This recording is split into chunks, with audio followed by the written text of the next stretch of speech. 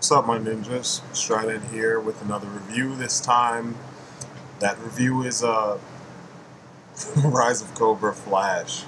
Um, this figure was actually one of the ones that I was really excited to get, but for some odd reason, he just kept escaping me. So, about, I want to say a month or two ago, or sometime, that is a little more than that. Earlier this year, I did a pretty sizable freelance gig, and I got some extra money, and I went crazy on Amazon, and I picked them up. Flash was never one of my favorites. I kind of more liked sci-fi instead, because I mean, I kind of grew up with him. I didn't really know that much about Flash. Then I got the Rise of Cobra video game, and my son, he really digs it. We play that together, and Flash is one of the featured characters, and I'm like, wow, I need to see more about this guy.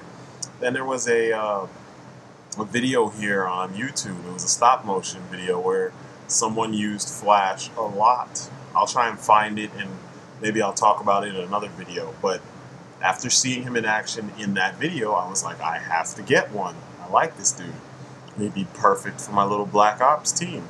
So here we have Flash. There's nothing special about this figure besides his look.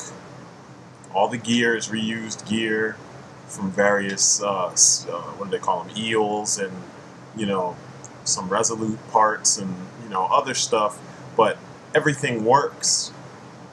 I mean, he only comes with a few things, like you see there, and he came with some huge, you know, missile launcher thing, but I always throw those things out because I think they're pretty stupid. But, as you see, it's all in the details, and the details are very simple, but they all work for this figure. Everything is subtle, and that's what I dig. I mean, he's primarily red and black with silver accents all over the place. His gear, you can remove just about everything, but it pegs in properly. You know what I mean? The little flap pegs in properly to the point where it's not, you don't have any bulges sticking off of his suit that make him look kind of awkward, you know? The shoulder pads are connected to the gear, the little front piece is connected to the rest of the web gear, and I don't know, it just works really well. It makes him look just a tad bit more futuristic than the other JOEs. His gun is pretty cool. It looks like a, you know, a beam cannon or a beam rifle, a heavy beam cannon. And I dig the fact that it plugs into his back, which I'll show you in a second. It's just that tiny little plug. There's a hole on his back that's usually used for, you know, backpacks and stuff, and there's also one above that that's used for this. I figured I'm going to use the bigger hole and, you know, push it in there and make sure it doesn't come out, as opposed to using the tiny hole that it could probably fall out of all the time. And I did this because I have tons of JOEs, and I've been through this before. Also, the gun, the wire to the gun is thread instead of a big ass hard plastic wire. It's genius because it doesn't get in your way.